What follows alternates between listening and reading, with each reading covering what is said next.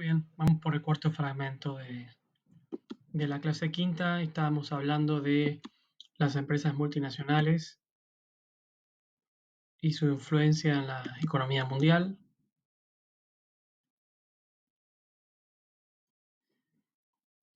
Que son básicamente la unidad central del capitalismo actual, con un porcentaje año a año cada vez mayor del comercio mundial y de la actividad económica, que hace unos años estaba alrededor del 40%, no sé cuánto estará hoy 2020, no sé cómo le impactará obviamente los fenómenos que nos están pasando ahora. Pero ciertamente se han adaptado con mucha comodidad al surgimiento de esta forma de economía mundial, a estos bloques económicos como la Unión Europea, como el que se da en el Mercosur, en el este de Asia. De hecho, el modelo chino les ha permitido e incentivado su formación, este, porque entre otras cosas lo que hacen las multinacionales es invertir capital allá donde no lo hay. Acuérdense de la regla básica económica de la escasez.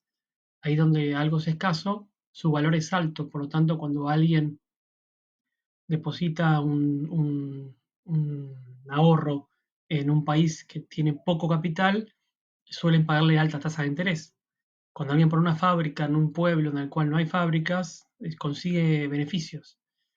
De esta forma, a través de mejorar los procesos, de una gerencia a nivel mundial y de mejoras en la productividad, las empresas multinacionales han logrado aumentos en la producción a nivel mundial que no se hubieran podido imaginar. Esta operación de ampliación de la presencia de las empresas multinacionales se ha dado en diferentes países de una forma a veces no muy beneficiosa, porque, por ejemplo, han comprado en las empresas locales, como contaba, comprar la competencia. No siempre han montado una fábrica en el país. Eh, o lo que han hecho en todo caso es eh, montar una fábrica en el país, pero controlando sus decisiones desde el extranjero. Con lo cual, las cosas que pasan respecto a esta fábrica acá se definen en Finlandia o en Londres o donde sea, con criterios que son muy distintos y no son equivalentes a los que se tomarían si las decisiones fueran tomadas desde acá, vinculadas con los empleados, con la calidad del producto y muchos más. Es como que no hay una presencia que le dé una carne humana a decisiones económicas que se basan mayormente en el lucro. ¿eh? Cuando hablamos de las ventajas de las multinacionales, algo dijimos respecto de la publicidad y demás, de la investigación y desarrollo, pero veamos otros puntos también. Piensen en que al estar presentes en muchos países al mismo tiempo, vendiendo productos, lo que consiguen es una diversificación del riesgo, porque al tener ventas en todos lados pueden amortiguar las caídas de venta en un país en el cual puede estar en crisis por un país que está en crecimiento y eso le compensa la caída en el otro. Mientras que las pequeñas empresas suelen estar muy atadas al mercado interno, a lo que venden en un mismo país. Eh, También su escala de producción tiene que ver con esa diversificación, ¿eh? Porque permite vender en diferentes países cosas diferentes, eh, utilizando la propaganda. ¿eh? Las desventajas, que algo ya mencionamos también, quiero reforzar en algún punto, como que las multinacionales aprovechan de las ventajas comparativas de los diferentes países, digamos, instalan fábricas con mucho requerimiento de mano de obra en aquellos países que tienen mucha población, aprovechan las materias primas de los países que tienen recursos renovables o no renovables baratos y van en todo caso a buscar beneficios fiscales, costos laborales más bajos, regulaciones, como que buscan en cierta forma también debilidades jurídicas, debilidades normativas, leyes ambientales más laxas, ausencia de regulación en los países que se lo ofrezcan. No por nada hay empresas que todos conocemos que están en países que son muy pobres, que tienen muy poca regulación. No sé si ustedes saben, pero las grandes empresas navieras del mundo, las que transportan mercaderías, suelen tener domicilio en países africanos, en los cuales si a un barco le pasa algo, tenés que ir a reclamar a esos países africanos que te indemnicen con un resultado generalmente nulo. ¿Eh? Pero ese mecanismo que tienen de negociación también con los estados y con las provincias, de decirle, te instalo la fábrica de tal producto, de Adidas o lo que sea, a cambio de que me bajen los impuestos. Así que hay ahí unos elementos de asimetría, de diferencias entre lo grande que son estas empresas y, y los estados, muchas veces pobres del mundo en desarrollo. Si bien son importantes tomadoras de empleo y han generado algunos beneficios en algunos países, también han sido denunciadas y condenadas por mantener a mucha gente en condición de semiesclavitud, trabajando 1000 horas por día, o naturalmente perjudicando el medio ambiente.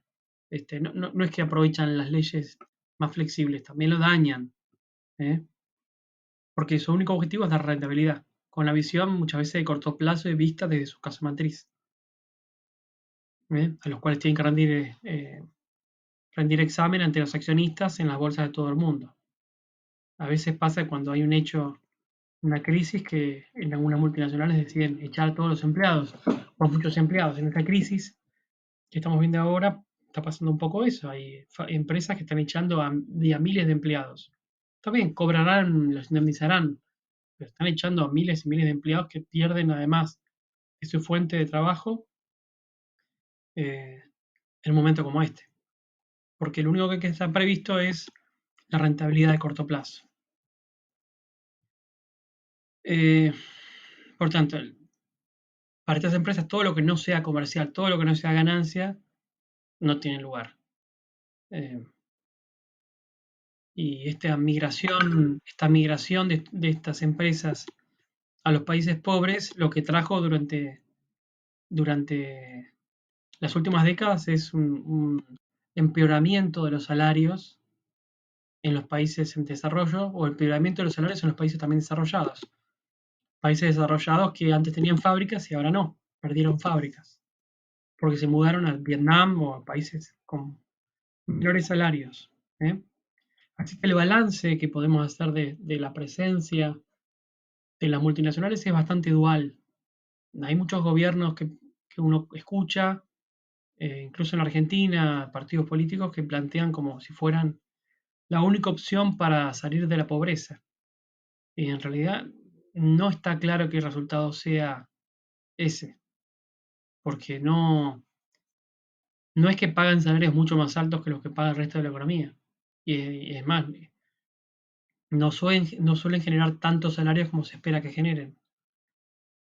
Y en todo caso ponen en estrés a la producción local porque destinan al campo o a cualquier lugar a producir para todo el mundo la mayor cantidad de productos posibles, cuando quizás los recursos de ese territorio son escasos para abastecer la demanda mundial, ¿eh? Pero eso en todo caso a la empresa no le importa, porque cuando se acabe ese recurso no renovable, se irá a otra parte del mundo donde exista a seguir produciendo lo mismo. Así que por lo menos a mí me parece que suena bastante agridulce, eh, siempre y cuando no se las regule. Cuando se las regula y se les establece algún tipo de objetivos y que tomen mano de obra local y que incorporen insumos locales, etcétera, etcétera, ahí los resultados han sido otros. Hay ejemplos, como decía, del sudeste asiático, en el cual si se las integró a un proceso productivo, a un esquema de desarrollo determinado, a una forma de desarrollar la economía amigable con la población y con el medio ambiente, han dado buenos resultados. Pero cuando eso no sucede, cuando solamente el lobby de la empresa planea conseguir todo lo que quiera al menor costo posible, ahí suele aparecer el problema. Un dato interesante, la mayor parte de las cosas que exportan las multinacionales no son a las personas, a nosotros. La mayor parte de las exportaciones suelen ser a otras unidades de su propia empresa, lo que se llama un comercio intraindustrial, intraindustria, quiero decir. La filial argentina le vende componentes a la filial brasilera, que después le vende componentes a la filial surcoreana. Todo para terminar armando finalmente un auto que va a surgir con la producción digamos, de piezas de 20 países diferentes, en función de dónde se hacen más baratas y, y con cosas de todas partes del mundo. Por eso hoy en día es tan complejo atraer inversiones, porque ya no es que se producen autos o celulares, sino que nos instalan una fábrica solamente de cajas de cambios, o una fábrica solamente de una parte del motor o una parte de un celular. Pero eso forma parte de un entramado global en el cual cualquiera sea la causa por la cual subió el costo de producir en la Argentina, esa fábrica se muda a otro lado. Como que las empresas exigen impuestos baratos, tipo de cambio, que el dólar no se vaya muy alto ni muy bajo, que los bancos funcionen bien. Fíjense todo lo que está pasando en la Argentina con la deuda externa y todo eso perjudica la posibilidad de que nos integremos a un entramado productivo mundial para ser parte de esos 20 países que producen para terminar haciendo un auto. ¿Eh? Con lo que ven es todo cada vez más complejo. Salir de la pobreza y su desarrollo es un camino de obstáculos bastante complejo. Pero es un proceso que lleva años, incluso el propio Mercosur, podríamos decir, que es producto de las necesidades de las multinacionales, que querían tener un mercado unificado en toda la región para poder vender sus productos y no tener que pasar por las aduanas y pagar aranceles en todas las aduanas. Eh, Desde el punto de vista del Estado, quiero que tomen nota de una cosa. Las empresas multinacionales en general tienen relación con las provincias más que con la nación, porque tenemos un artículo como el 124 de la reforma del 94 de la Constitución Nacional que dice que corresponde a las provincias el dominio originario de los recursos naturales que tienen su territorio. Y la Argentina es un país con muchos recursos naturales. En realidad somos un gran proveedor de materia prima y de proteínas animales y vegetales. Así es que imagínense cómo es esa interacción entre provincias bastante pobres, con pocos recursos, con multinacionales que tienen el nivel de facturación similar al de toda la Argentina. Fíjense qué asimetría. Es todo un tema para que la regulación no se lo pase por alto. Pero bueno, quiero hablar rápido para cerrar este fragmento de las empresas multinacionales de sus formas de organización. Y decir lo siguiente, que podemos anotar tres formas de cómo se organizan para producir. La primera forma tiene que ver con lo que se llama organización horizontal. Y eso se da cuando la transnacional, cuando la multinacional tiene una casa matriz y varias fábricas que producen prácticamente lo mismo en varias partes del mundo. Esto puede ser para evitar trabas comerciales. ¿Por qué van a tener tantas fábricas en el mundo? Bueno, porque hay aranceles, hay trabas comerciales que hacen que convenga poner una fábrica en cada región del mundo. O puede tratarse de mercados que tengan diferente escala o diferentes gustos. Pero en general se produce lo mismo para varios mercados en diferentes fábricas, tratando de eh, evitar los problemas con las aduanas. Así que comemos hamburguesas de McDonald's producidas en varios países del mundo. Otro modelo, y muy rápido así llego en el fragmento, es la integración vertical, en la cual cada fábrica produce un solo pedazo, un solo tornillo, un solo producto intermedio, que luego va a dar lugar a ser ensamblado en otro lugar. Es un proceso de producción vertical que se da escalonado, como decía el caso de los autos. ¿Eh? Uno produce horizontalmente lo mismo en varias partes del mundo, otro produce solamente una parte en cada país y después lo ensambla. Y hay una tercera forma, que es la forma diversificada, en la cual hay una empresa transnacional o multinacional y las filiales nacionales en cada país producen elementos completamente diferentes a los que producen otros países.